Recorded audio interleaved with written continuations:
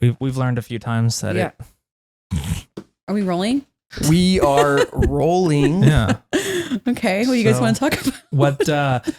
So welcome to patent pending episode 15. Congrats. 16 or 16? 16. Congrats. Oh, thanks.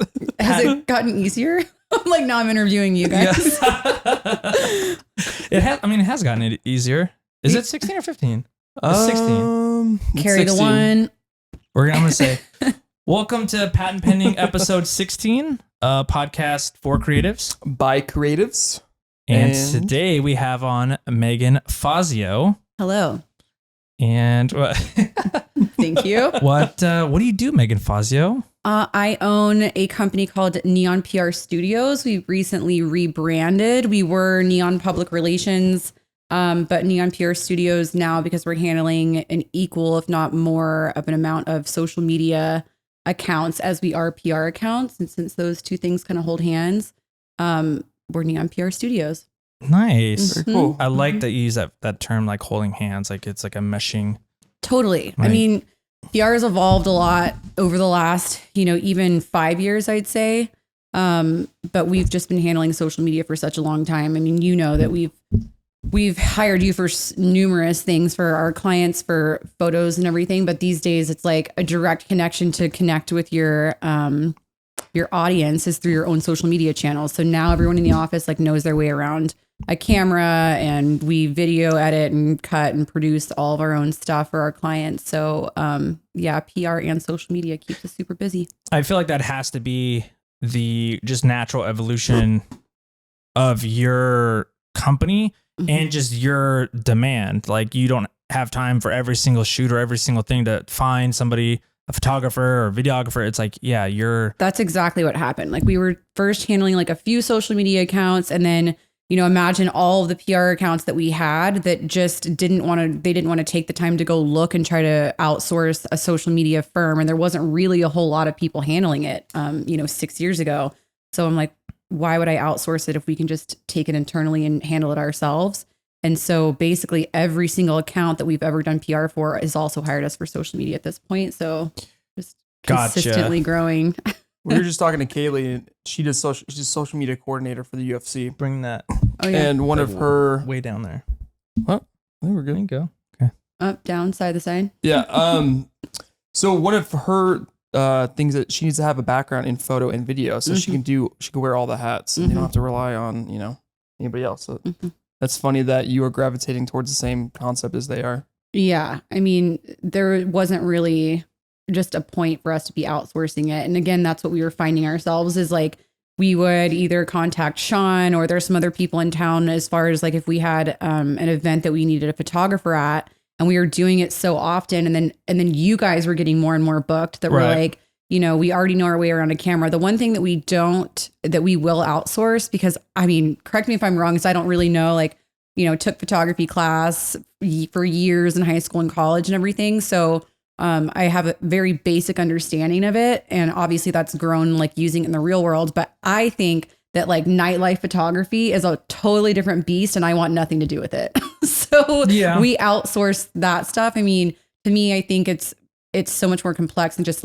adding a flash on your camera. Yeah, there's a lot of moving parts, but I'm a big fan of using your resources that you have available. So I'm all for, in your case, like you said, if you have client shoot or a food shoot, something that you can do, absolutely go for it. But then something else, a little heavy lifting, bring in somebody for those strengths. But your day-to-day stuff, totally. If you can, and like you said, you work around a camera, or you bring your employees up to speed of these facets, I'm all for it. In these days you can do so much with your iPhone too.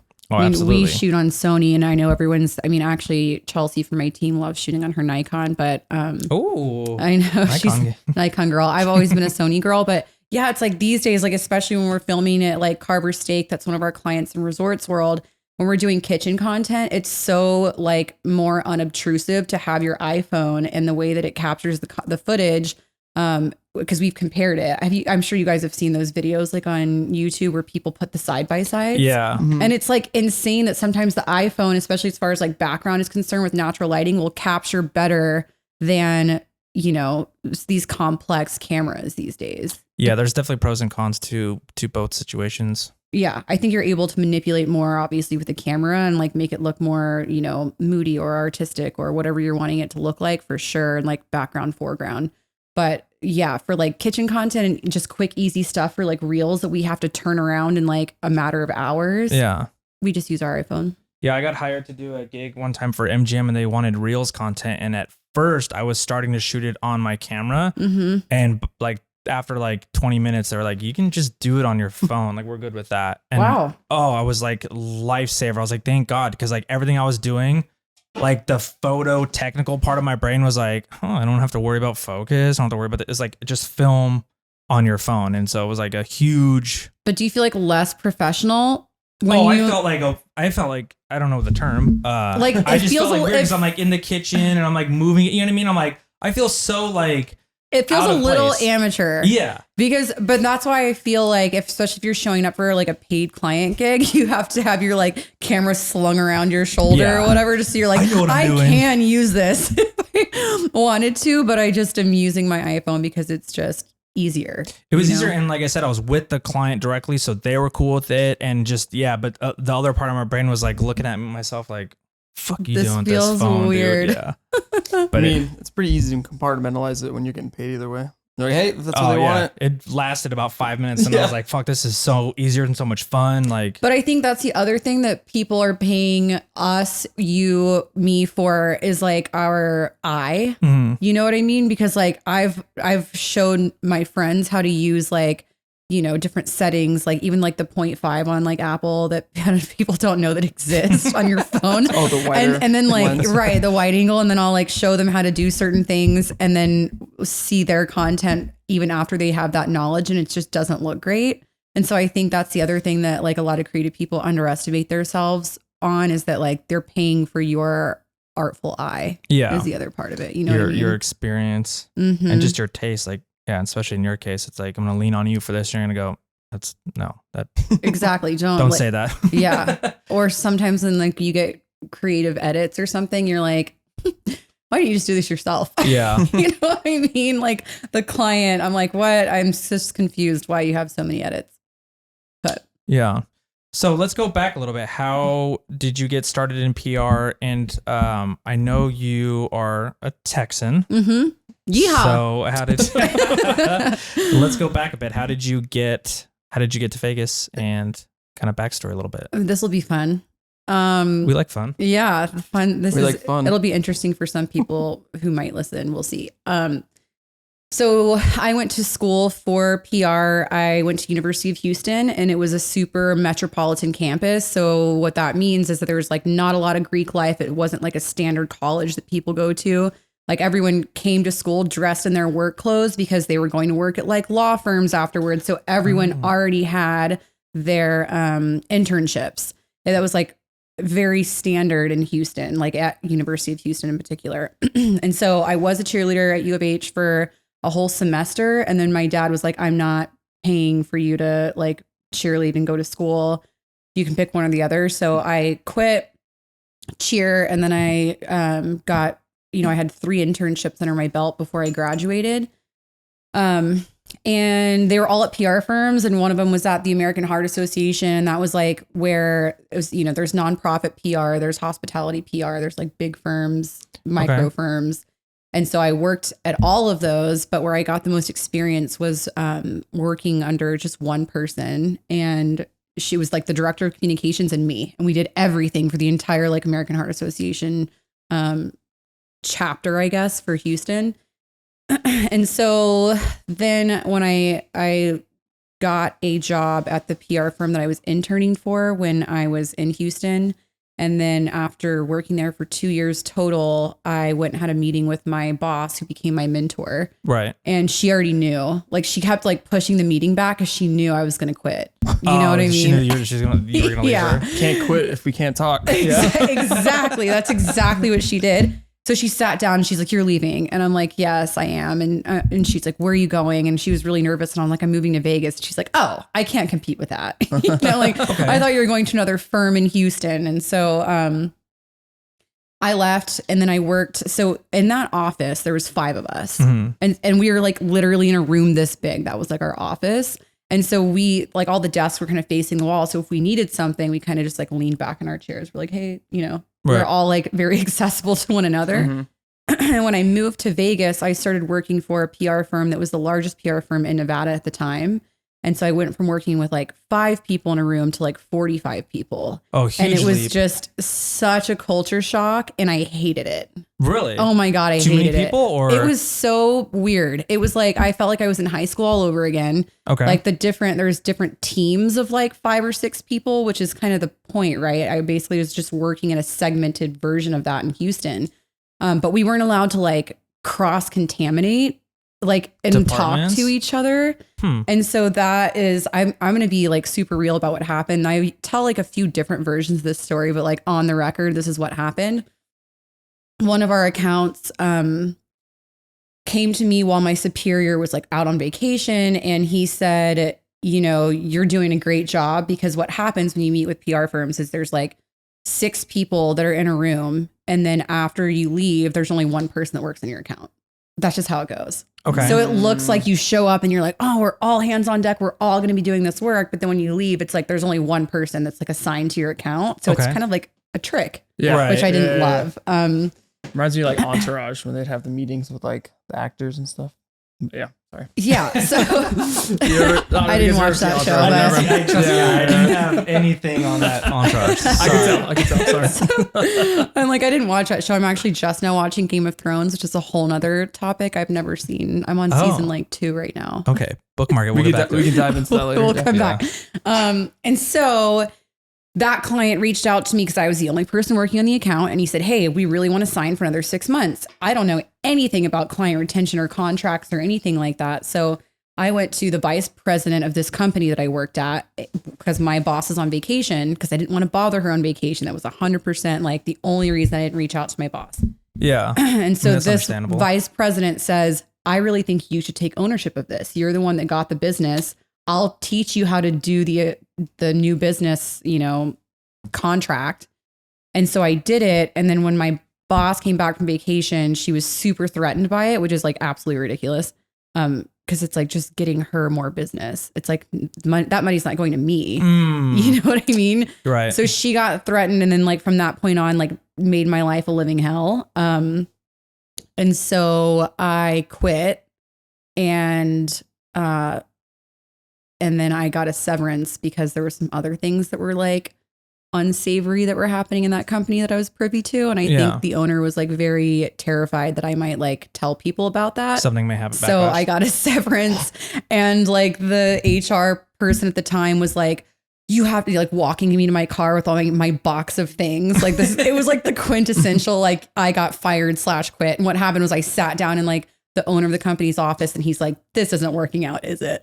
It's like, no. So to this day, I don't even know if I tell people if I like quit myself or I got fired. But anyway, HR lady's walking me out to my car.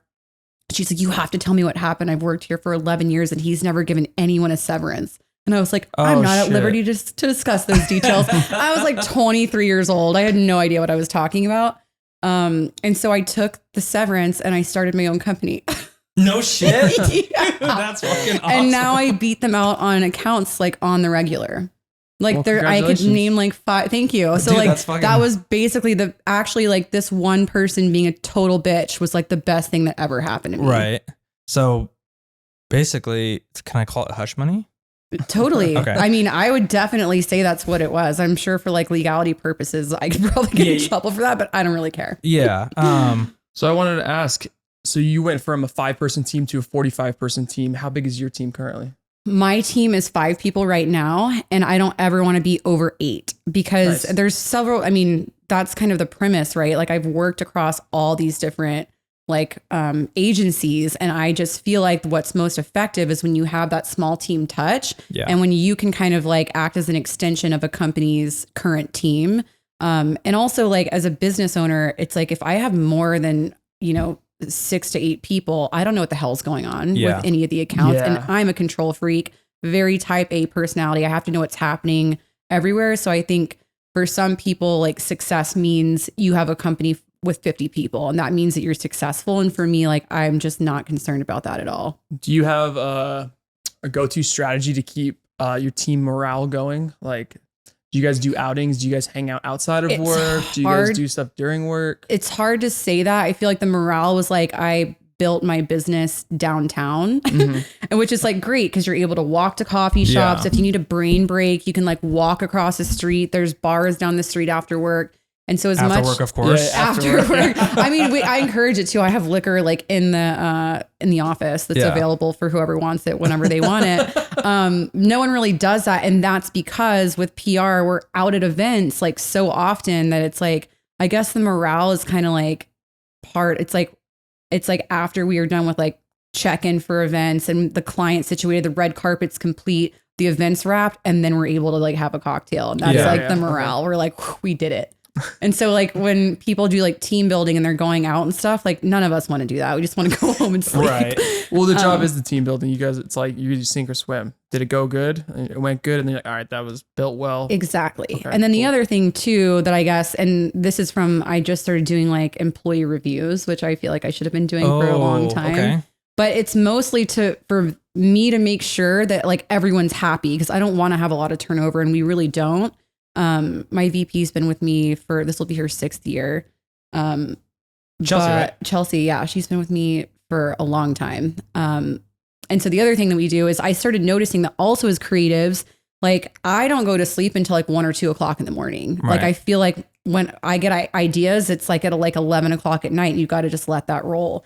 And so for a long time, I was really focused on like, everyone has to be in the office at 9, emails start at 9, and that's just not true. And so now people can come in whenever they want, as long as you get your 7 hours for the day. Okay. So that could mean like, you show up to the office at 10 o'clock in the morning and you don't want to take a lunch break and then you can leave at 4. So like, that's usually what everybody does. But especially if we have to be like early at an in-studio interview that starts at 7 in the morning, I'm not going to make them stay till 5 o'clock because that's the rules, that is the rules in most like corporate cultures. Yeah. They leave at, 2 or 3 or whatever. So that's the other thing that really keeps people going. And then also off the bat, there's no seniority. Everyone gets 10 days of paid vacation. PTO is like included. And benefits, which I think is silly, like for young people to be super concerned about because like we're all healthy and no one really goes to the doctor, but it's one of those things that as a society we've been taught to ask like, do you offer benefits? Yeah. It's like, I mean, do you guys know when the last time you went to the doctor?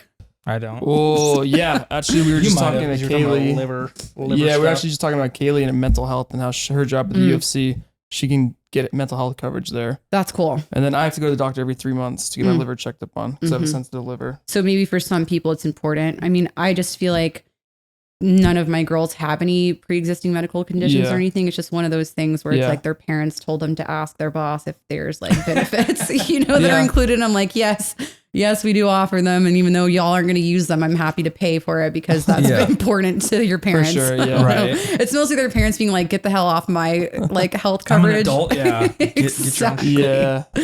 But yeah, I think those things help morale more than anything. And I think that's the other thing that people are overly concerned about, having like outings and stuff when really like you should be compensating your employees with like time off. Yeah, no, that's awesome. Yeah, it's more valuable to, in a sense that instead of forcing your, team to be like, we're going to do this because we're a team, then be like, well, maybe, you just want 6 days off. Like go do what you want to do. Like, exactly. And one of my employees, she's like, hey, I just wanted to like ask before I like send the calendar alert through, and like me and my sister, we want to go on this trip to like Spain and it's going to be this many days. And are you sure? And I'm like, girl, yes. Like, yes, you knew that was the deal. And it's like crazy to see how hesitant. And she's like so grateful. And she's like, thank you so much for this time off. And I'm like, we work our asses off. And also as creative people, that's how we reset. You know what I mean? Like, I'm sure you guys know what that's like. Like even just being around a bunch of people, even if you're not like talking to people, you're like in loud environments, photographing stuff. You're always around people. We're in kitchens filming stuff. It's loud. It's like my reset time is just, I want to be alone and I don't want anyone to talk to me. Yeah. So I think that that's important for everybody, All right. Here's a funny question. Yeah. I know my answer, but when you're doing you just wrap an event, you're headed home. What do you listen to in the car? Nothing. Okay, see, that's that's the same I thing. listen to silence. Exactly. Okay, because it's like I'll shoot music and then I'm like in my car, like just driving, like, oh, this is so nice. It's quiet, or a podcast, but for the most part, it's just nothing. Yeah. Okay. Sometimes I'll even talk to myself, like in the car, which I'm sure sounds really crazy, always. but I it's talk to just myself. like total silence, and I don't even like think about it. I thought I was the only person that talked to myself for like the longest time. I'm like, there's no way that everyone talks to themselves. I And definitely talk to myself. now I'm in 30s. I'm like, oh yeah, everyone. You're weird if you don't talk to yourself. Exactly. Yeah. You might have a problem if you don't talk to yourself. Yeah, it's like, what's going on in your head? Like nothing. Totally. Yeah, that's funny that the other thing that I've noticed that some people do, and especially like my boyfriend does this, is he like sits in his car when he's like in the driveway. I'm like, are you going to like go inside? Yeah. And I've heard of a few people that do that. I mean, I don't. I get the hell out and like want to go see my dog, but he just like sits in his car just to like decompress, I guess. Sometimes if I have like a thought or a text or I'm finishing something, or like, yeah, I'll do that sometimes. Like, Sometimes you just, you're in the driveway and it's like a little moment of like, okay, sometimes I'm not even thinking at all. right. And you have to like shift gears. Yeah. You know, you're like, okay, like I just was at this crazy, especially in Vegas, it's like sensory overload. Everything is like, you know, just super intense. And then you just need to like totally switch gears. And I think that takes a second to like decompress. it's usually like, what the hell am I going to eat right now? Am I going to order food? You're like, what time is it? Babe, do we have food or do you want to go get food? Like, what are we going to do? Totally. That's usually what it is. Yeah. We always have food. And we're like, oh, let's just go eat somewhere. Exactly. I know. So I wanted to ask, how has it been shifting from being an employee in a sense to now having employees? Like, I don't have employees. You don't have employees. Like, how has that kind of like, oh, now I'm a boss? Yeah, I think I just had somebody ask me that. She's like, when do you know when you're like ready to like get employees? I'm like, you just know if you can't handle it anymore. Yeah. It's not even like a certain number of accounts. You just know that your life and your business would be better if you added more people to the team. But it's also been 10 years since I was an employee. My company's 10. Right. This month, actually. Oh, congrats. Happy birthday. Thank you. Everyone's like, what are you doing? And I'm like, I haven't planned anything because we keep signing accounts and I'm drowning, but thank you. Yeah. All great problems to have. But yeah, it's like the last time I was an employee, I was 23. But if I can definitely zap myself back to what that felt like, and it felt miserable, like to be an employee. And that's part of the reason why I have all these other things set up in place for my team, because I know what it's like to be undervalued, Right. to be overworked and undervalued and like underpaid. And so those three things I like made damn sure with my company weren't going to happen to any of my employees. But yeah, like I don't really, it's even hard for me to say like, I'm like, I don't call them my employees. Right. It's like hard. Like I'll hesitate sometimes because I'm like, I want to be equal, even though I know that's not true. Like I know that it's my company. I like to call them like my colleagues or people that I work with or something, because it just feels really strange to say employees, because I feel like that in and of itself elicits like a sense of hierarchy. Yeah, you know? that separation, like I'm the boss and you work for me versus like Exactly. you work with me. Right. Yeah. And so even when we like, again, when we have reviews, it's not like, tell me what you did right for our company to like grow our business. It's like, hey, I noticed that you did this, this, and this for the company to grow our business. And like, how do you feel about that? And also, is there any way that I can support you better? It's like, that's how the feedback. It's more of like an sessions go. overall review opposed to an employee review. Right. Like somebody, and I remember being in that place where you're kind of like, you feel like your whole entire like job depends on that conversation, and like whether you get more money depends on that conversation. And it's crazy. Like, as you know, an employee for a company, you can see if the company is performing well. I just think everyone's had the wool pulled over their eyes for such a long time with like how things are supposed to work in a corporation, that I know there's just better ways to do it or different ways to look at it. So it's like obvious to me, like the health of when our company is growing, that means we are making more money. And then that means you should be making more money if you don't suck. And I don't keep, and I don't keep people around that suck. And so like, it's just an easy equation. It's like, if you're killing it and our company's killing it and we're thriving, then like you should be compensated for that, you know? So Really, Mike? I It's on don't, Do Not Disturb. It I must don't be- remember it the must last time I had be- Yep, it's my grandma. the only one of 3 people I can get through on Do Not Disturb. Everyone call your grandma. Yeah. Yeah. Reminder. Yeah. Call your grandma.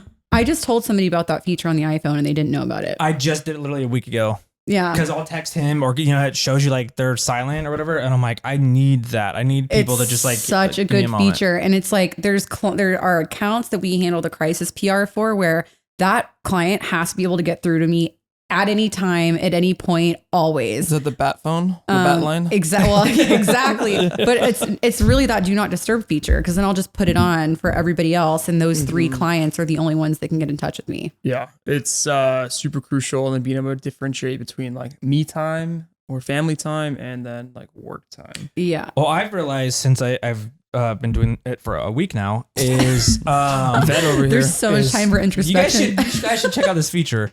What I realized, it's also for my side of things to then, because I'll get distracted very easily because the way my brain works, if like somebody texts me, even if it's not work related, like I'll like, I got to answer that thing. I do that too. Like I got to, yeah. I'm the complete opposite. What is that? wish. I feel like it's a fucking disorder because I'm like, when other people can like either when people have like over 10 text messages or something, I'm like, how are you doing that? Like, why aren't you looking at those? Yeah, like, what's wrong with you? right? Is that what you mean? Yeah, I'm like, the opposite.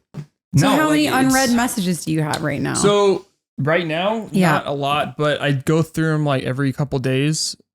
But yeah, I have so sometimes 12 unread. So and spanning what? Like when's the first unread text that you have out of those 12? Like days ago? Yeah. Yesterday. Wow. And then it's very common too. It'll build up and then I just go read all and then I just forget about it. If it's not work or something immediate that I don't need to do, it's just like, I love you, but I don't have the mental capacity right now to like. Yeah. I feel like that should be more accepted and I wish I had whatever that is, but I don't. Whatever you got. I don't know how to do it. Like I can't. I was gonna say, and then DMs are even worse. Like Yeah. And you're the same way about your DMs as you are with your messages. Like you can't have any like unread DMs. Yeah, like even though like okay, I have a few things to edit or emails, whatever, and I'm on the computer and I need to focus. I don't have much time. I have, whatever. I got an hour and a half before I have to leave the house type of thing. So I just got to be efficient. Mm-hmm. And then like a message, luckily Instagram doesn't pop up on my phone anymore, but I'll just naturally go Instagram, go messages. And then it's like, someone's like, oh, that's a cool whatever. And I'm like, oh, hey, dude, someone wants to talk. And then I'm like, focus. Now you're trapped. Yeah. And I guess that's the reason why someone wants to talk. I mean, that's how I think I feel that way too, but you feel like you have to. And especially because I think right now I'm logged into like 20 different Instagram accounts for our clients. And so there's no way I can turn that off. Yeah. Yeah. Because it's like you have to answer these people right away. And I do have like work and I do have a team of people that can obviously like assist with that, but I just like to know what's happening. There's some weird stuff we have happen across some of our accounts. I definitely skim for importance. For anything work, obviously I'll get to as soon as possible, but I feel like that's the trick. If it's like you gotta my good be a skimmer. Yeah, if it's a friend and it's like, hey dude, like, or I'll like start a conversation with somebody, we'll talk a couple and then I'll just like not respond because it's like, and it's no disrespect. I love them. It's just like the mental capacity. Yeah, no, I have other shit that I need to like put this time and energy into. I've got my best girlfriend's like that. Do you prefer phone calls over text messages? I was just going to say, like, if I could bang out a conversation that's going to fucking last all day over text, if I could just get it done in 5 minutes over a phone call. You prefer it? Yeah. No, I hate the phone. Hey, what's up, dude? Yeah, I miss you. Love you. Yada, yada, yada. I don't know. I've got a best girlfriend. It's efficiency for me. It's just like boom, boom, boom, boom, boom. Dude, I'm the opposite. I'm like the typical like millennial one. Like if you call me, like you better be on fire. Like I do not want to talk to you. And then some people's brains, like it's not necessarily a bad thing. Like Larry, for example, he'll call me sometimes and it'll just be something where I can go, that could have been a text, but it's like somebody's thoughts. Like that's their way of just being like, hey, I had this thing. Like barbershop Larry? Yeah. He'll be like, hey, I just had this quick question, this thought. And I'm like, you could have texted me that. He is like that. I've talked to him a few times and he's not a big texter. He's a big phone call guy. Yeah. And I'm like, fuck, dude. Like I said, it's not a bad thing, but it'll interrupt me. But that's his way of getting his thoughts of like just a quick call thought. Yeah. Do you have AirPods? I do now. Again, something I Just Yeah, you put in recently. AirPods, and then you could just do whatever you need to do. And do you guys know they talk have and- wireless headphones now? I just found out about it a month The ago. innovation. I also use my text messages and my emails as almost like a running checklist of stuff to do is the other thing. Ooh, Oh what do you yeah, mean? and then So- I'll leave it unread as like, oh, I need to do that. Yeah. Oh, that's a kinda good do one. the Yeah. Exactly. Okay, So that's we're a little more important alike than you too. thought originally. Yes. Sort of, except for I can't keep them unread but I do like envy that. I feel like I need to be better about not being so accessible because I'm sure if you know what that feels like. It's like you're only doing it because it like invokes anxiety. If you don't, you're constantly like, if I didn't answer it, I'll just be thinking about answering it the whole day. Yeah. So I feel like I do it for my own benefit or to ease my own anxieties. It's a double-edged sword because on one hand, you have that, like, I need to get this off the mental because Mhm. otherwise it's just going to be noodling around. Right. But on the other hand, then when you do it, it's just like You're you're at the training- mercy of like that thing, whatever that may be. Like Yeah. somebody emailed, somebody texted, somebody did this, like, oh, I got to answer it. You're It's like, training fuck. people that you're going to be accessible to, Mhm. that you'll respond quickly. And so if you don't, then, So I'll then help that break leads me free. to this question. Do you have like office hours? Like, or if you're at home and it's 7:30, you're cooking dinner and you get a text or an email, are you answer? I respond Well, all because the you have time. events that are at night too, right? So you have to be accessible to. Events. The one thing that I will say that I've gotten better about because of that, because I am like that, I'm accessible all the time, especially to our clients, is, like tonight, there's a Monday Night Football party and it's one of our clients. We did the press release, we organized the press, and my client's like, are you coming? And I'm like, no. Because I've got Life is Beautiful this entire weekend and then I've got to shoot at Carver Steak on Tuesday and I've got an event on Wednesday. And then it's like, I just need at least 1 or 2 days this week where I'm not doing anything. And Monday Night Football is just on the chopping block for me. Sorry. Right. What would At a that- strip club. What? I don't need, You didn't say that I don't part. need boobies and football. I can like axe that event. What would the client?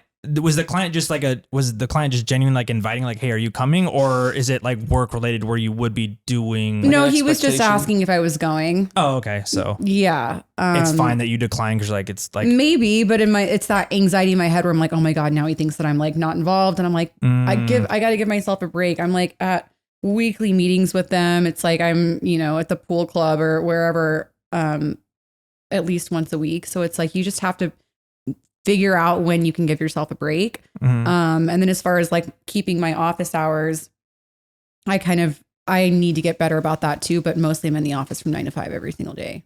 Plus like the events and things too. And then plus, like you said, you're accessible, 8 o'clock at All the night, time. midnight type of thing, and you're just trying to. I feel like that's just like the give and take though. It's like, I don't know if I'm complaining about that really, because I think I can also go on vacation for 2 weeks straight and then Mhm. like have my team handling everything and totally get to see other parts of the world. And like, so it's like when I'm here and I'm dialed in, I'm dialed in, but when I'm like checked out, I can like actually You can check out. right. So I think I'm okay with how things are, When you want to check out or you want to relax, Mhm. you said you have a boyfriend, Mhm. husband, boyfriend. boyfriend. Would you have a go-to thing that you like to do to relax, let the brain loose a little bit? I mean, I go to the gym every single day. Okay. Even if not the gym, I'll just work out in some way every single day. And that's really like, I don't want anyone interrupting me. Okay. I don't want anyone. And I definitely will not look at my phone during that time. I'm like, I don't need distractions or, so yeah, that's basically it for me. It's just, I make sure my body's moving at least 30 minutes a day. I remember That's you awesome. telling me one time. I don't remember the conversation verbatim. Sorry, Mm-hmm. guys. Mhm. No, but I remember you telling me about like working out. It has been such a pivotal moment for you of like, that is your me time of like, Yeah. you should do that. Like that's highly recommended. Yeah, because I think the other thing that especially for people who are entrepreneurs is like, I think what the conversation we were talking about is when we did that shoot for, I think it was like, I can't remember what, some sort of like campaign or whatever. And then I like didn't want to post it because it didn't go along with like the boss babe theme Right. or whatever, which I can't fucking stand that anyway. But just like the entrepreneur theme, it didn't. And then I was like, actually, these things are totally intertwined. Like in order to work out every single day, you have to have some sort of like discipline. And I have been an athlete my whole life. I was an athlete, you know, like I said, in college and growing up. And so that takes discipline and time. And I think those are the things that are instilled and the reason why I'm an entrepreneur. So I think they lend themselves to each other. But yeah, if I don't work out every day, I don't feel right. Like I feel like off kilter or something. Are you like a creature? Is it also like creature Habitual. habit thing? Totally. Could be a disorder. I'm not sure. So Is that a disorder too? what do you do if you have a real early morning work-wise? Do you supplement your workout later in the day, or do you just adjust your wake-up time every morning and get it done in the morning? Hell no. Because I can't like, I will not wake up early for an early morning work. My body, in fact, is like, no. And so I'll just, if I know, like, for instance, I've got to be at an studio at like 9 o'clock in the morning, and then I've got to be filming at Caviar Bar that night at like 5:30, I'll just take a longer lunch break and like work out in the middle of the day. Okay. And give myself that grace, you know? Nice. Yeah. And where do you work out? Who do you work out with? So I work out with Seth Lagana. He's just a big old beefy McBeeferson. Handsome lad. A handsome lad. And he's single, ladies. Good dude. He has a mullet. He's got a mullet. Nice. Sean was team mullet at some point. We were. I left him, but he's on his own. Dude. He's holding down the mullet fort alone. But yeah, I work out with Seth for strength training. I try to make it to him. I'm not very good at it. I'm very good at it at strength training, but making it into the gym, I try to at least go twice a week. But then I've been doing P90X3 workouts for like 8 years. Oh shit. They're like 30-minute workouts and they're really fucking hard and you're dying. But it's like when you're at the 15-minute mark and you're like, I'm over this. You're like, I only have 15 more minutes left. Yeah. So you just crank it out. And honestly, I think it's really helpful with people's lifestyles that are just naturally busy too. Yeah. I do the YouTube HIIT workouts at home. Oh, really? Yeah. Same sort of thing. It's just, it's like, and also it's convenient because you're not driving to the gym. Yeah. It's all about the efficiency. Totally. There's no excuse. You can go in the backyard, get it done, shower, and be done in an hour. Yep. And you can, like, I've seen people that just do body weight exercises and they're like equally as fit looking as people that, you know, do these like crazy, just loading all this weight, intense workouts, which again, like strength training is important to me, which is why I make time for it. But from an everyday standpoint, that's why people make excuses. They're like, I don't have time to do it. And it's like, all you need is 30 minutes. You don't even have to leave your freaking house. You can do it in your underwear. Like, what's your excuse now? Yeah. You know? Mike and I have been a big fan of implementing that into the kind of daily, is like just getting some sort of movement in, working out. Yeah. He's used to, he rides bikes, but like specifically like the at home kind of thing of like, just get a little basic setup, but just dedicate yourself, like you said, that 30 minutes, if that's all you can do, and just get the movement. Right. Yeah. We've been talking about different at home workout. He's been looking for something a little different for, you haven't found your niche that quite motivates you quite yet? Well, I have the heavy bag in the garage, which I hit, but I need something a little bit more, because that's kind of like cardio, mental, just like decompress. And you're leading yourself through it, right? Yeah, I'm just like hitting the bag, like, you know. I have to have someone telling me like what to do. I mean, these workouts that I've been doing for like 8 years, Tony Horton is probably like, I don't know, 20 years younger than he is now, but like it still works. Yeah. Oh, for sure. You know, and it's like he's just leading you through a workout and it's just like very quick and efficient. You should try him. Yeah, we just type in like, well, we do Pilates, which is good because we have that structure of like, now we're accountable. We have, you know, this time, this person's thing. I'm saying you used to wait, do you work out with Ivana? Yeah, we do Pilates together. I just I don't know why. Cause like, so my boyfriend, Chris, is also a personal trainer and like we work out in the gym together, but I don't think I could work out like at home with him. I don't know why. I just feel like I don't know why I'm like that, to be honest. I feel like I've just been doing it for myself for so long, maybe. Yeah.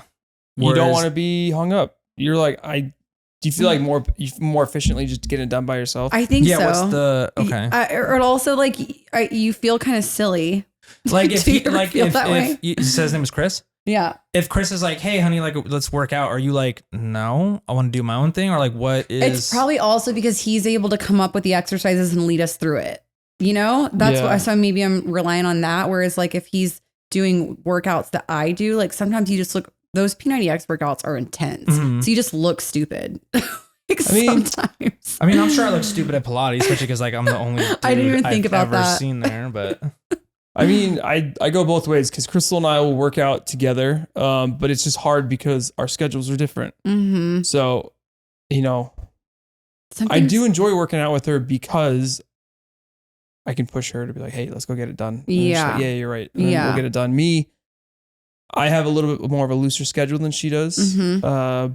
So I can just do it whenever. I mean, I'm slammed right now, but yeah, I have more time to do it. But I do like working out with her because I feel like it's a team thing. Like, let's get it done. We both should get it done together. That's a good way to look at it. It's beneficial to you, me, and us as a whole. Mm-hmm. yeah, it just might be. It seems like it's just different in your case because you're used to it. Chris doesn't live here. He lives in Austin, but he's moving here on Wednesday. Right? Is he moving in with you or is he getting his No. own? Oh, okay. That's like that's everyone's first question. I'm like, I'm not making that mistake again. He's going to stay with me for a few weeks while he finds a place. We've heard this story before. I haven't had anyone say that to it, but I have been thinking that. I'm like, once he's like in and comfortable, I'll be like, you don't have to go anywhere. Can I ask how long you guys been together? We've been together for 5 months. Okay. But we went to high school together, so we've known each other for a really long time. Okay, so it's not like stranger. He's not like totally new. We like have known each other, went to the same high school. He's 2 years ahead of me.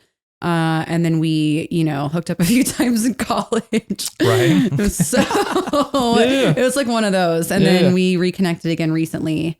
Nice. Actually, when I got one of my clients on a podcast in Austin where he lives, we reconnected again. Oh, that's awesome. Mm-hmm. Very nice. Yep. You mentioned traveling a bit. How do you, or I think, did you ask, how do you, thoughts. Yeah. When you are, first of all, it's a two-parter. One, what do you do when you're not working? Mm-hmm. Like what is Megan when she's not working out? Like what is your me reset time, your decompress time? I mean, really, it's like after working out, I want to hang out with my dog. And so I take Xena. She's a 130-pound English Mastiff. Sean's met her before. She's a beautiful dog, but a beast. She's a beast. Cute little beast. And so that's really like, if I take her on a hike usually every single Sunday, and we've been switching, obviously, if it's too hot at Red Rock right now. So we go to Mount Charleston. So that's a thing that I do. I do golf lessons once a week. And then I stopped doing tumbling classes because my coach, this is like the most vaguest thing ever, but she like left to go to the circus. And so she actually like unfortunately injured herself. So she's back. And so like I'm going to start going. I just haven't been in tumbling class in like 6 months or something, but I'll do that again. So yeah, I just feel like I like doing activities, and I think that it's really like sad for a lot of people that they forgot the things that made them happy. Yeah. Even if it's something simple like writing, which that used to be like how I would unwind, but now I have to do it for work. So I don't want to do that to like unwind at all. Yeah. And it's probably the same for photography with you guys, right? If you like grew up like loving it and doing it, and then now you get paid to do it. So it's like, why do you want to just go out in nature and take pictures? Yeah, it's definitely, a hard thing. Like for me, I don't ever want to get to the point where I hate taking photos or like dread it because it is and was, and then obviously still is my passion. So I never want that line to be like, fuck, I gotta go do it. It's like, yeah, I don't ever find that, fortunately. Yeah. I mean, but it sounds like anybody's car.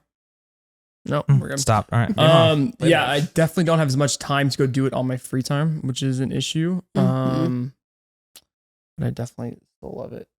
Yeah, it's a weird thing too, because sometimes there is opportunities to, take photographs for, let's say, fun. And then I'll notice myself where I'm like, I just really don't want to, like, just relax. Totally. You can't be doing it for work and for enjoyment. It's like you have to break that up with other activities that like made you happy when you were younger, which is why I started doing golf lessons and then tumbling lessons, just to break up, being able to go out and do things that aren't like work related. So yeah, I think a good remedy for us in our field as, photographers and creatives is like vacation. I've only brought in like a film camera. Like I won't bring my whole bag and all this stuff, so I could just snap a cool photo and then put the camera away Somebody posted something that was, there's like a digital camera that looks like film. What is that? The Fuji camera that they have. Maybe a little Fuji. Is that what it is? It might be. Is that a thing? Is that cool or not cool? Like, is that weird? Because you're not developing the pictures. There's some people that like that look like there's a camera brand called Leica that are like expensive. They'll be like $3,000 cameras, but they're small and they look like they kind of have that like aesthetic of like an old film camera, but they're digital. Same thing with Fuji. Yeah. They're small, compact, but they look like they could be a film camera. So the Fuji camera I'm thinking about has a screen, but it's on the inside. So you have to open it to look at the screen. So the whole thing is you just shoot the picture and then you just let it be. And then you look at it when you get home, almost like a film camera, except you don't have to get it developed. Yeah, that would be the... So it doesn't intrude on the activity. It's just that'd be the caveat. Done.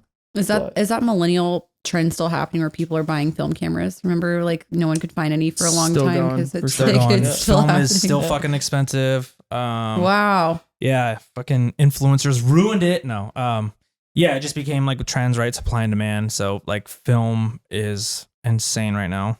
I found a film roll from like when I was in high school or something, and I'm like, I really should take this and get them developed. I have no idea what's on there. Yeah. That's like the beauty of like film, for example, you know, especially like a vacation where you look back like, oh, wow, this was 4 months ago because like I totally forgot about it, or you just haven't finished a roll. Well, and I wonder what photography classes are like now, because like when I was in high school, I did 2 years of photography classes and we had to like develop our own pictures, right? You know, with all the 3 different solutions and like hang them up and like whatever. So I wonder if like, do they do that still, or is it probably just... So. Okay. Well, they'll have large format classes, but it's all mostly digital. Yeah, I think it depends the type of class, but you can still take a photography class where you are hands-on developing. Yeah. CSN has one. Yeah. Cool. So yeah, especially. I'm gonna tap out again and go to the bathroom. Nice. Okay.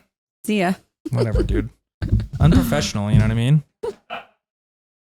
So I wanted to ask, how has there been like... I don't want to say horror stories, but has there been stories that not everyone works out for you as being, like I said, a boss hiring people relationship? Yeah. So how do you do that? Do you have like a, what's the term? It's like the 90 days. Probationary like period. Yeah. Kind of grace period? Oh yeah. There's definitely, and there's times when that's worked, but you kind of already know before you put somebody on probation that like, it's just not going to work and you're just going to like watch their demise. But that's kind of the point when you're like, you know that it's not a good fit and that person knows too. So you're giving them a chance. And like, I already know whether they're going to do a good job or not. But like, you know, Chelsea's probably going to kill me for this, but I put her on probation forever ago. And then she like, you know, did the hokey pokey and turned herself around and like, and you know, and now she's my vice president. If you would have told me like, when I hired her 6 years ago, this girl's going to be your vice president, I would have laughed. Oh, really? And so she totally like, that was the fire that I lit under her ass that she needed. She was like, oh shit, I really like this job and I really have respect for this person and I can't let her down. And it was cool. Like that's the one time that it worked. And I was like, great, that worked the way that you hope it would work. But then another time that this has happened, this is actually such a funny story. There was a girl that I hired and she was kind of like butt kissy. And I don't like people that are like that. Yeah. Well, I mean, just ass kissy. Yeah. You can say curse words. I don't like when, I think I've dropped a few bombs. Yeah. Fuck. But I don't like when people do that. Like you can tell, and there's a difference between like complimenting somebody in a genuine like form versus being like a little, I don't know, just like up someone's ass. You're like, stop. Yeah. And I hate that. It makes me uncomfortable. And so she was kind of like that. And it was just weird. It's like you're butt kissy, but then you don't like do your job. And then I've got to like reprimand you but you ass kissed. And now I feel bad for reprimanding you. And it's like, that's why she was like that in my opinion. Because she was like lazy. You know what I'm saying? Job. It's like a fucking manipulation tactic. So anyway, there I am in my office and I'm like on this conference call. I don't even remember who I was. Oh, Cassie Beach. We were in the middle of the Cassie Beach grand opening at Virgin. And I was on a call, like leading the call, like through this agenda. There's like 15 people on this phone call. And I like look through my office because my back suite has a window. I built my office from the ground up and I did it on purpose. Not that I ever thought I'd have to use this feature, but like I want to be able to see what my team is doing, like in the bullpen or whatever. Does that touch back on wanting the type A personality? Probably. Control? Like I have to know what's happening at all times, but they know that I can see through. It's like a double mirrored side where like I haven't told them. It's not a secret. They can see me too, you know? Yeah. And so anyway, there I am on this conference call and I'm like looking through I'm just pacing back and forth on the phone and kind of just getting my thoughts processed. And I look through and this girl is vaping in my office. And it's like, we're not a bar, we're like a PR firm. Yeah. And I'm just very offended because there was like a dirt floor in my office before I built it. And it's like, you know, it's like my child and this person is just like vaping. But you could tell what she was doing. It'd be one thing if she was like vaping and like working and not paying attention and she doesn't think she's doing anything wrong. Oh no.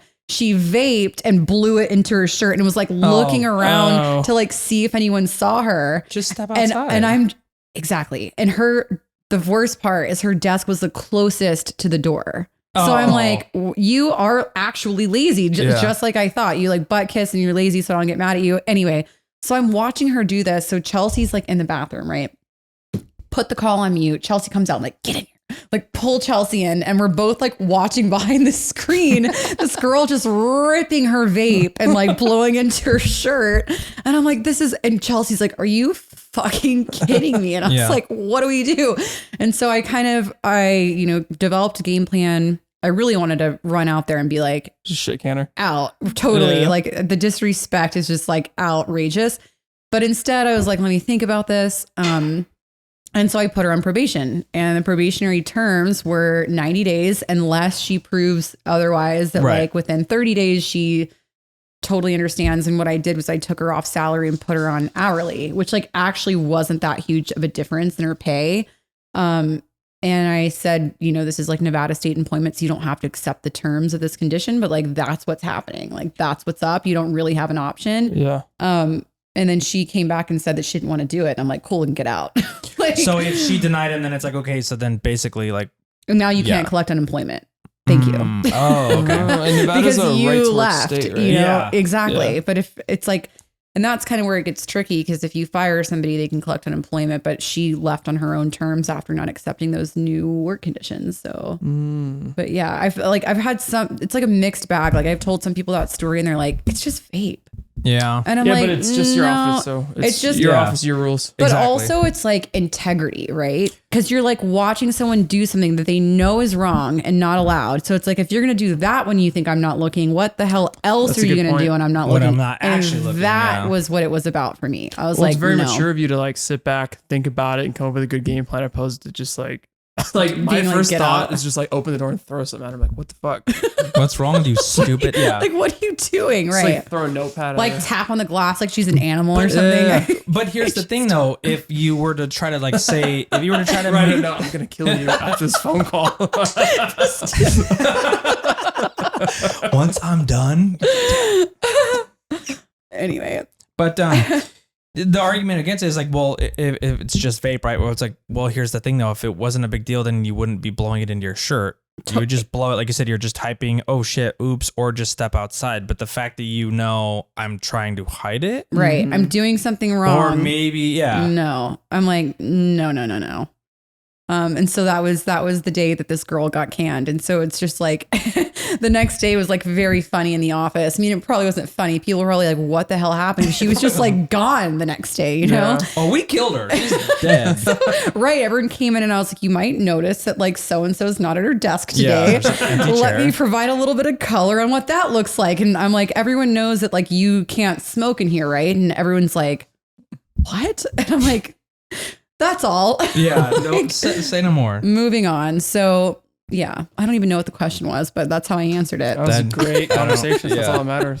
I don't know what the question was something like horror stories or situations that like not everything goes as smoothly. Not ideal. Yeah. Not everything goes as smoothly. Yeah. With like employees though, I feel like that's basically the only time I did have someone, this is not funny. I should not have laughed. Too late. This person like said, I'm not laughing at like the outcome of the situation, but like I am laughing about the context of the situation, which was that this person said to me he wanted to quit because he thought that PR was like events and red carpets and celebrities and fun, glamorous. And that like he wasn't aware that we had to be behind a desk from 9 to 5, like orchestrating stuff. And so I was like, I mean, I totally get that. And I support whatever move you want to make. And so he ended up like moving on. But yeah, that was like that was kind of a weird one for me. I felt bad because it was like actually like taking a toll on him because he wasn't like telling me he was unhappy. And I think a lot of people do that. Like they're like, oh, this is just like, I'm just supposed to be unhappy because a lot of times your jobs are just make you unhappy. Yeah. But no, that's not true. It's like, to me, I want whatever is best for that person's like path in life, which is totally like hurt sometimes. Like Corey, I moved her ass down here during a pandemic and hired her full time, like moved her from Connecticut. And then she ended up getting poached by Tao Group. Yeah. But that's such a good role for her, Yeah. you know? So when she told me, I was like, yeah, I was hurt. I was upset. You know, Corey and I have remained friends though. And we, you know, go to dinner sometimes and touch base. But yeah, it's like, I think people should just do whatever makes sense for them. And it's hard as an employer to not take that personally sometimes. Hard to separate yourself from Megan, like the boss, versus Megan, like, hey, I'm stoked to go do that. Exactly. Thing. Yeah. I'm like, damn, that feels You're like losing a good personal. employee, And yeah. I'm like, I'm hurt, but I'm like, I totally get that for you. And she's like killing it in her role. Yeah. I So. just ran into her a little bit ago at Tao Beach. So it was good to see her. Yeah. And it's funny, like when we went to dinner and she's like, I catch myself doing things that you did that like to her team that she's leading make her like, you know, they think she's a huge biatch, but she's just like turned into this perfectionist. And she's like, I just want to thank you. And I'm like, you're welcome. Right. Then I'm like, I have this very high standard for the work that we produce, but you know, that's what has kept us like thriving for 10 years. So Yeah, I was going to say that. Yeah. Being anal for me, I don't know about you. I'm assuming you're, yeah, but I'm saying I'm anal. I'm not saying you're anal, but I'm saying me being anal makes my work better. And that's what puts me ahead of the pack, you know? Well, that's exciting too for Vegas because I think everyone here is aware that like, unfortunately, it's very easy to like sucker people into thinking you know what you're doing in this city because there's not a lot of like quality people here. And so I think it's just easy for like people who are actually really good at their jobs to like rise above all the bullshit that's in the city because it's gotten so much better over the years. Like as people, it's like Vegas is less transient. But yeah, when I first moved here, it's like some of the people that I would see just like sucker like clients into like PR campaigns, lock them into like year contracts and just do zero work. And it's like, we've never locked anyone to a contract and we've had clients that retained us for 10 years. Oh, wow. Now I haven't missed a payment for a month. And so I think if you're good at what you do, that comes out in the work that you produce. So I think that's the part where you do take it personally. You know, it's like, it's your brand, it's your name. Yeah. You got to make yourself undeniable. Totally. I find that it's the same thing. Like finding people that are reliable in photography and videography. sure. They'll be there on time. They'll be sober.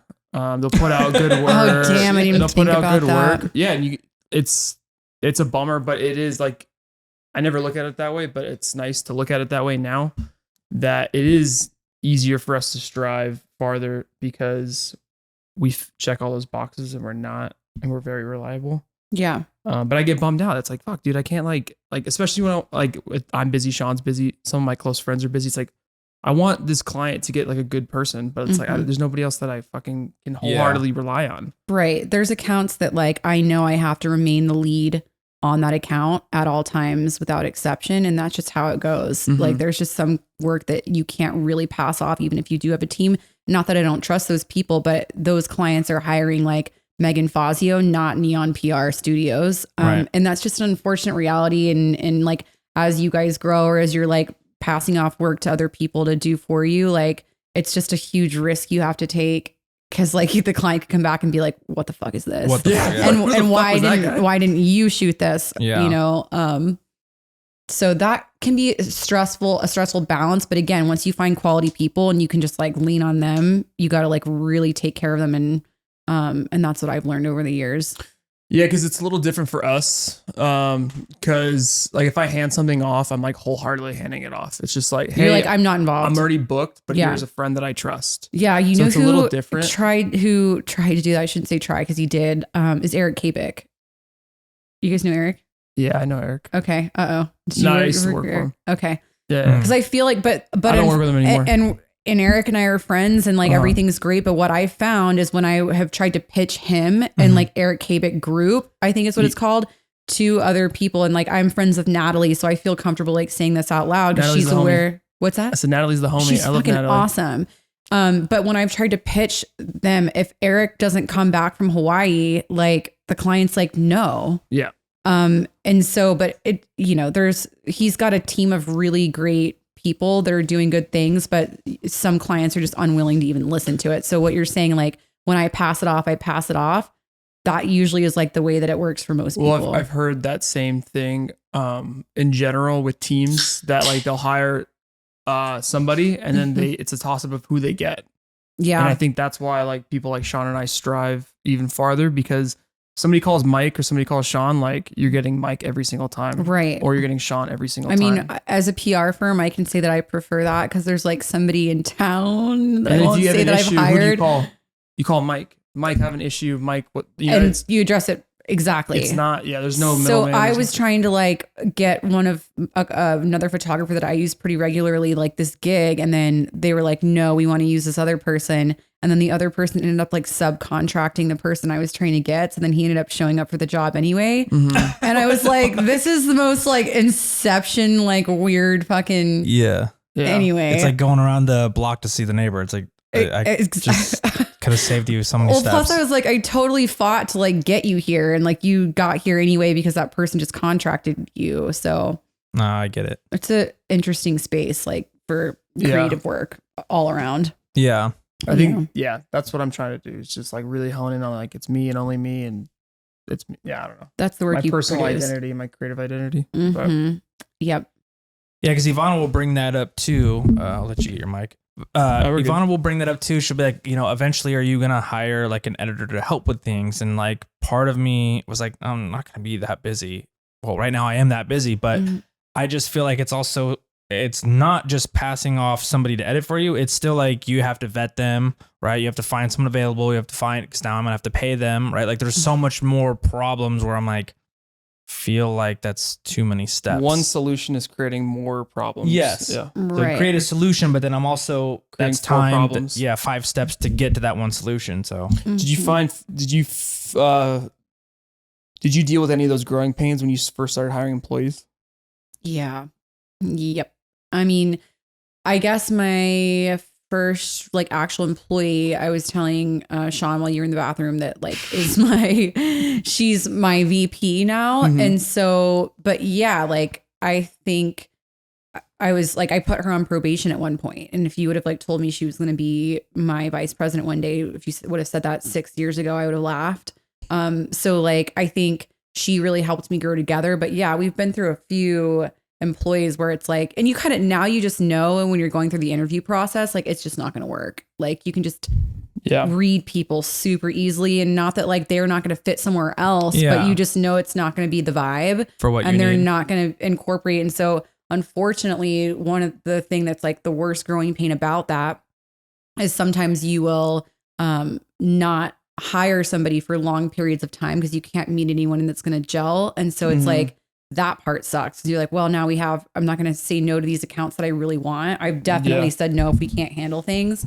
But you're just overworked for a period of time until you find somebody good. But yeah, that happened during COVID. That really sucked. What's the number one thing you look for in an employee?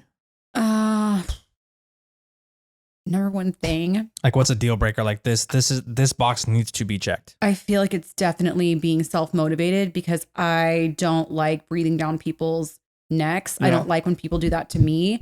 So it's got to be like, I give my employees so much autonomy to like do what they want. And that's why they have to get my style. Yeah. Because I don't want to, so I guess that's the number one thing. Did I even answer that question? You did. Yeah, self-motivating. Yeah. Like a self-starter. They Like have to have self-discipline to get the job done because you give them so much slack or so much freedom. Exactly. And either you do want to be in a work environment like that or you don't. It's like there's not really one right way versus wrong way. Like some people need somebody to like check up on them all the time, but like that ain't me. Yeah. I got so lucky. That's how my mom was when I was in school, like in middle school and high school. She's like, hey, I'm not going to tell you to do your homework. She's like, get it done. But if your grades start to slack, like then I'm going to get on your ass. Right. And she never had to get on my ass. And I feel like that's translated into my self-employment career. But exactly. Like yeah. you got to be a self-starter these days, especially with like small businesses or whatever. And but that's why you're able and you guys are able to like be off on your own too, because you're able to get that stuff done. But you'd be so surprised how many people just don't have the capability of like working without somebody like cracking a whip. Yeah. It's so crazy. Like the laziness factor is nuts. Some are meant to be with the queen bee and others meant to be worker bees. Right. Exactly. No wrong with it. No. I'm just thinking of you as a queen bee. That's all. What did you visualize? What was the other one? I don't know. There's something with the green, something with green hair. Yeah. Because there's some. I forgot. How did you come up with that color? Or who did that? The top of it was blue for a while, and then I was like, I just want to go more like Diplo blue. Okay. It was like a teal, like a blue green, because it was blue, but then like after week 2 it fades and it turns green, and then this time around I was like, I just want to do the whole head and just be done, and What did Ivana say? I hate it. It's fucking stark. So I forget. I was just telling her yesterday that I forgot how like whoa it is. Yeah. Because I got it done. I literally walked in the door. We filmed an episode. So my neighbor saw me because he had a package for me. So he was like, whoa, what the fuck are you doing? And then you walked in the house. I walked in the house. Mike's like, whoa, shit. And then after the podcast, Ivana comes home and she's like, oh shit. And I'm like, all right, guys, like, sorry. What's your personal opinion, Megan? He said, oh shit. And then we said, oh shit, because we just got booked for a wedding in the beginning of October. It's like a really high-end wedding in San Francisco. Oh, I'm probably going to shave my head. So yeah, what's your opinion on the hair for being a wedding photographer? Or it's going to fade out. Wait, I think the rule is that you have to ask. Like actually, when I first hired Chelsea, we all wound up at the same party, which is like so ridiculous. Like outside of work, just it is like before. I think she was starting like the next week or something. Like a house party. It was a house party. Oh, so, it was so funny, and it was this like, oh, this is actually so funny. It was this guy who had this like the most 70s house I'd ever seen. It was easily a multi-million-dollar house, but it had like the conversation pit like for the living room that like went down. I mean, it was wild and like the Scotch 80s. So we're like at this party and her friend is like totally wasted and comes over and she was like, Chelsea wanted me to ask. She's like, but don't tell her because she'll kill me. Because Chelsea's hair is like, she dyes it like different shades of red, but they're bright ass red. Yeah. Do you care, about, and I'm like, no, I don't care what she does to her hair. And she like shaves it underneath. So when she pulls it up, it's got this weird like design. I don't care.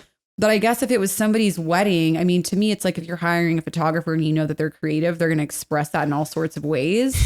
But I mean, because you're not going to be in the wedding pictures. I'm not going to be in the wedding. So why would anyone care? Right? So the interesting thing is, yes, on one hand, if you were to hire me, I'd be like, you get me. And my couples who do hire me, there's pictures of me on my website, things like that. So you're getting me. This one, it was coming from a video friend who recommended Mike and I.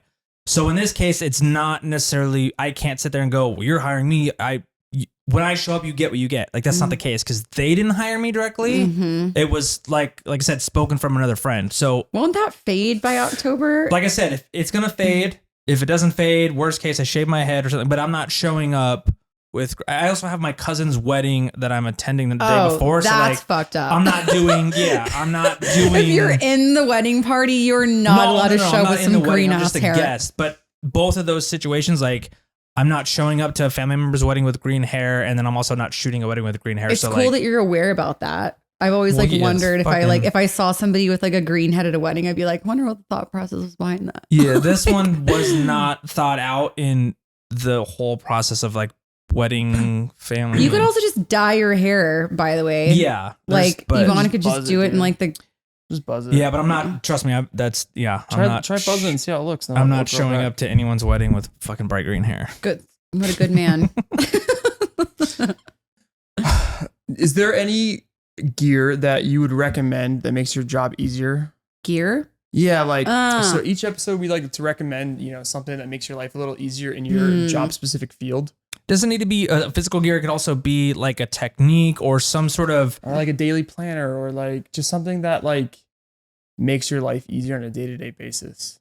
Like, do you use Google Calendars? I use Outlook like all day. If I didn't have my calendar, I don't know what I would do. Are you still doing the 5-minute journaling you were telling us about? Yeah, heck yeah. Can I say that? Yes, okay. Absolutely.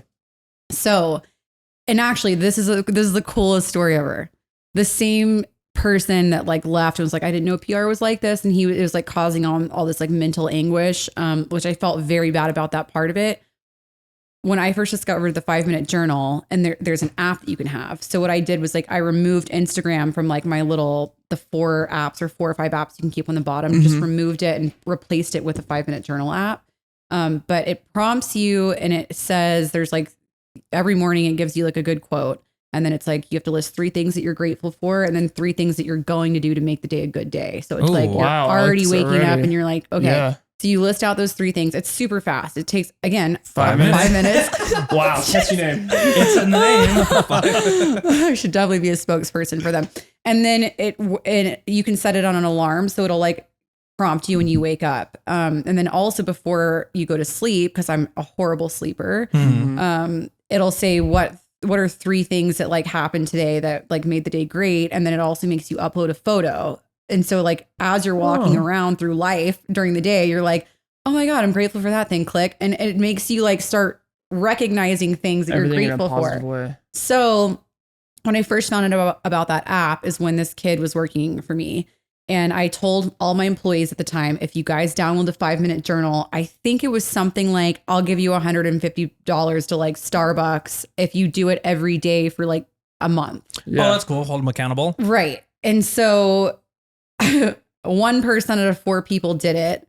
And this person wasn't one of them. Right. So literally the other day, like maybe like a few months ago, I hadn't heard from him in a long time. And he wrote me this like, and I of course cried, but he wrote me this message and he's like, I just wanted you to know that I finally did what you suggested years ago. And I downloaded the 5-minute journal app. And within 30 days, my whole entire mindset was like, he's like, I've been struggling with depression. I don't think that's, a secret. And within 30 days, it's totally shape shifted like my mind and the way that I see things. So thank you so much for like suggesting. Yeah. I was like, oh my God. I'm going to download it. So 100%. That's the thing that I would, recommend. I do it every day. With it every day? Yeah, all the time. Nice. I'm on like I think I have like a 23-day streak right now. Of course, nice. There's like sometimes when it's like, you'll just forget or you don't have time or you're rushing or whatever. But yeah, it's like I've done it every day for the last 23 days. I've never missed more than like 4 or 5 days. Yeah. Oh, so it's definitely like just a habit now. Like you don't even have to like convince yourself to like get back on it. Some people meditate and I just can't. I cannot. Well, you work out though every day. That could be your meditation, right? Right. Exactly. That's my meditation. And then also like practicing mindfulness and gratitude with that app is like I would recommend it to just anyone and everyone, Yeah. You also travel a lot too. What has been your favorite place to travel? I really loved Morocco. Morocco is beautiful. Freaking loved Morocco. And then I was just looking, because I was in Greece in September of last year. So those pictures have like come up recently on my iPhone and I'm like, damn, Greece fucking rocked. That's on our list for next summer. Yeah. Is where is it? Santorini, I think. Mm-hmm. Yeah, Santorini's in Greece. I'm clearly not the planner in the relationship, so we sailed around, so I couldn't even. We went to 7 different islands, but there's like 200 islands, over 200 islands in Greece. Yeah. So we didn't do any of the big touristy places. So everyone's like, oh my God, you're going to meet your like Grecian god. This is like when I was single. And then like, everyone's like, so how are the guys? Did you meet anybody? And I'm like, I literally saw like 60-year-old Greek fishermen with like their bellies hanging over their like shorts. Like, no, that was just I did not meet my Greek god, but thank you. Actually, the guy that came into my room to do my COVID test was like a Greek god. Oh, was he? Yeah, and then he had to stick a Q-tip up my nose, so that was really awkward. Lost all the luster. Did that break the ice? Oh, For sure. He goes, I'll go easy on you. And I was like, oh my God. But anyway, that was it. That was my only Greek god. Do you have any upcoming events that you're looking forward to? Any upcoming projects? Flanker is opening at Mandalay Bay. That's a Carver Road hospitality restaurant. That's Carver Steaks, and it's another property in the same portfolio. And so they're opening next year. At Mandalay? Mandalay. And then also this weekend is Life is Beautiful Festival. I don't know if I'm looking forward to that or I just can't wait for it to be over. Are you attending or are you working? Working, yeah. Oh, shit. What do you we've got, because I'm still the representative for the Shea Estate too. Mm-hmm. And so now they've developed a company called the Tony Shea Experience. So there's an event on Thursday at Peyote. There's an event on Friday at Zappos. So it's all those kinds of nice. Oh, dang. So you're going to be pretty slammed. Mm-hmm. Are you going to be doing anything? Are you going to be able to have time to check out anyone? Or is it just strictly Oh, yeah. work? No. It's I work during the day of the festival. And then I've got to be at Container Park's downtown stage for the Rising Stars component of it. And then CBS Soundhouse is at a different location. And then after 7:30 or 8, I'm free to run wild, which is terrifying at the same time. Why? It's really funny being downtown because I think so, DTP companies is 24 different properties that we represent. Oh, shit. So all of those people that you see on a regular basis in conference rooms and meetings and stuff, you're all seeing each other hammered and in very compromising situations. And at first, because this is our 6th or 7th year or something handling some of the PR work for LIB Fest. It's at first you're oh my God, that person can't see me hammered. But then you're wait, everyone's hammered. Yeah, we're all hammered. You just all kind of see each other and you're hey, let's not talk about this ever again. Yeah. I went a few years ago and I was in the same situation. I kept running into people. Mm-hmm. So I just put my hood on. Pulled it tight. Exactly. It just doesn't. Walked around. Yeah. It doesn't work. I had a client who's comes over and he was he's hey, Megan, he's do you have any weed? Just really slow key. And it's first of all, it's legal here, Yeah. So I was hammered at this point. And I pop up to all my friends hey, does anyone have any weed? Super loud. And he's well, no, oh my God. And he's hiding. And he's it's for my wife. And she has a medical, medical card. I'm who cares? Yeah, bro. It's just weed. We're at a festival with 20-something-year-olds. You're good. Exactly. So yeah. Just that.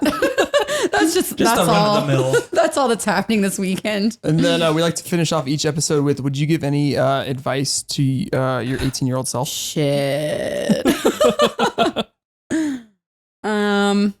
Yeah, I would. And what might it be? I think I would tell my 18-year-old self to just outperform everybody. Okay.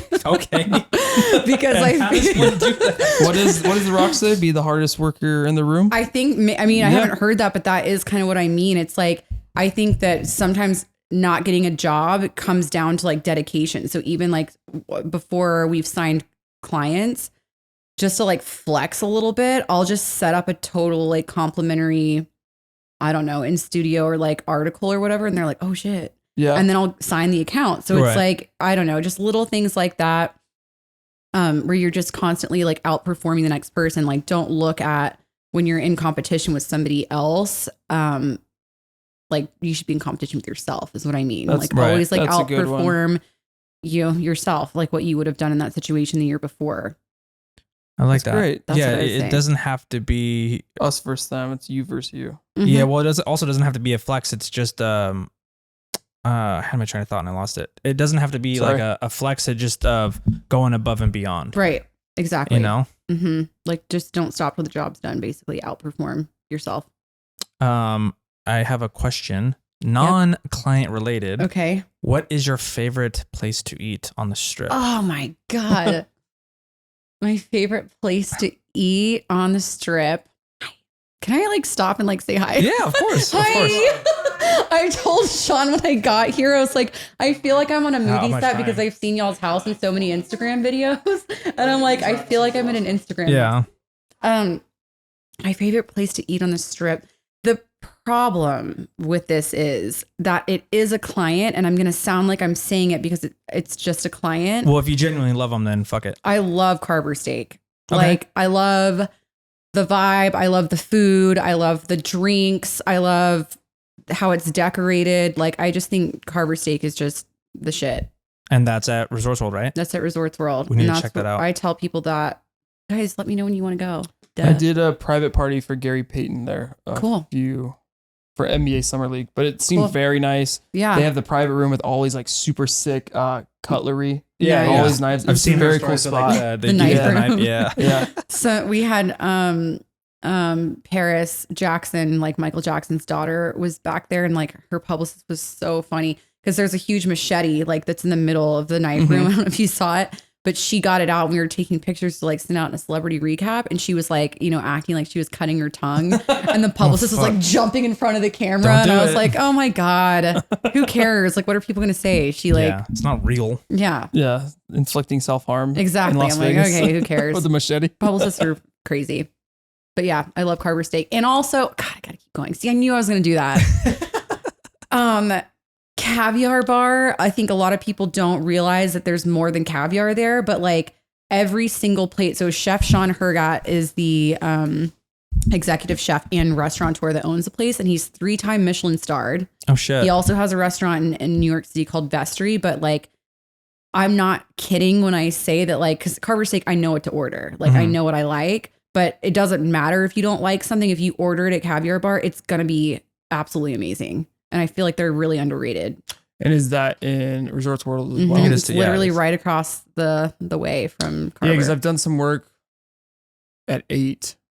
Mhm. Yeah, in Eight in Gatsby. So Gatsby, yeah. I I've can't seen them believe I in- still haven't been inside of 8, but it's because I asked somebody if they reeked of cigars and they left, and they I said was gonna yes. say, do you And so enjoy I- the smell of Yeah, cigars? it's a Then you're small not little missing out on I anything. do, but I just don't like, I mean, that's what I was like telling Sean about, like our hair washing thing. I'm like, I'm like asking Yvonne about good hair days, and like, we'll know.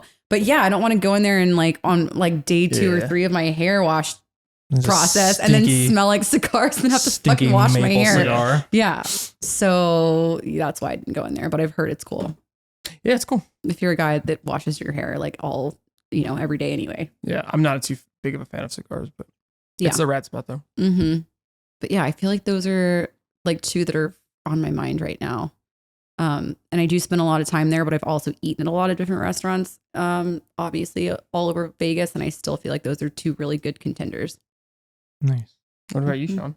Your favorite restaurant on the street? Do we have battery on the thing?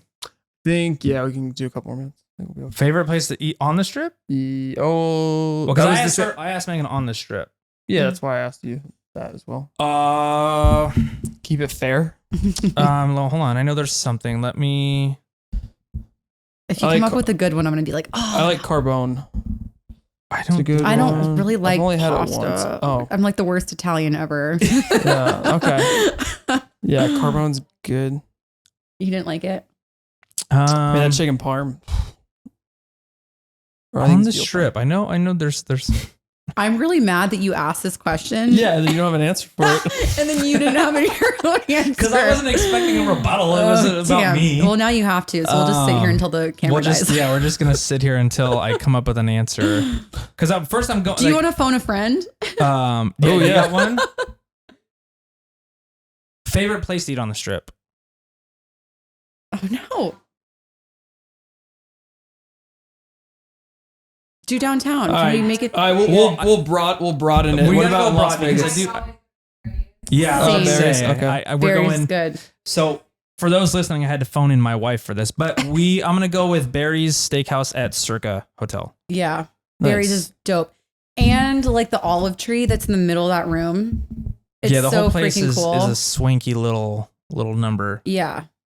And it's like, I don't know. The Garage Mahal situation is kind of weird, but it's like, it's like close, but then you have to like walk down that long Tunnel. thing, and then they check your ID before you ever get into the resort. And that's one of those things that you don't appreciate till you're already in there and you're like, wait, there's nobody under 21 in There's this no kids. entire Yeah. resort, and it's fucking cool. Yeah.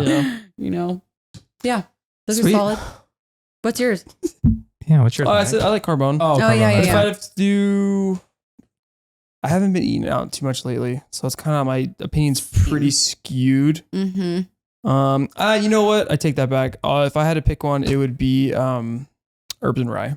Oh, so that's that's my spot. Yeah, We're gonna go there. So, because my boyfriend's moving on Wednesday, I'm like, are you treat him out? tired? Are you gonna like her? And he's like, I could do a little I herbs feel like and you rye. got I'm like, christened yes. with our herbs and rye. Yeah, well, he's already been, but like, Yeah, he but this knows is the that that's welcoming. Exactly, that's the neighborhood spot. So, I actually need to set up a reservation in 2 days. But yeah, they also pack out so fast, it's ridiculous. yeah, it's because it's good. And it's so cool, like the mixture of people that are there, you know, it's like some people are super dressed up. Some people are like, not at all like basketball shorts. And you're like, come on. Yeah. But it's so dark and moody in there that who actually cares, you know? Yeah, you can get away with wearing flip-flops in there. Exactly. Wow. I know there's a ton. I was just going by hotel first. Did you guys go to Toca Madera's opening? No, I haven't been in an opening in a while. And I feel like, I guess it's the same, but I feel like I'm just always at clients. So. Well, your recommendation is on the strip still. Our Carver and Caviar is still on the strip. Yeah, but they're both clients.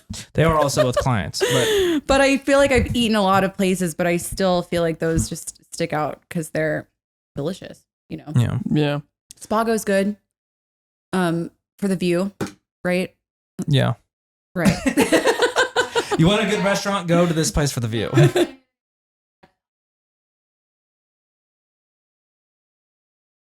I actually had a credit for $150 at Bellagio. It didn't expire for a year and I didn't use it. Oh, no. Bummer. How messed up. So that was a good little brunch spot. Mayfair is also cool. Oh yeah, and Delilah's I awesome. haven't ate at Delilah. It's on bucket list. Yeah, it's fucking expensive, but Yeah, it's booked out. it's delicious and the 30 vibe days. is the vibes are immaculate. Yeah. The vibes are on point, as Yeah. the kids say. Totally. Well, on that note, This was good. this is wonderful. Yeah. Thank you for coming Thanks for on. having Thanks for having me in your Instagram house. Yes. Where can people find you? Where can we? On Instagram, personal at Megan Fazio, or on for the company at Neon PR Studios. That's the best way. Or neonprstudios.com or meganfazio.com. Word. Keep it easy. Well, thank you so much. Thanks for having me, guys. Cool. Later. See ya. Bye.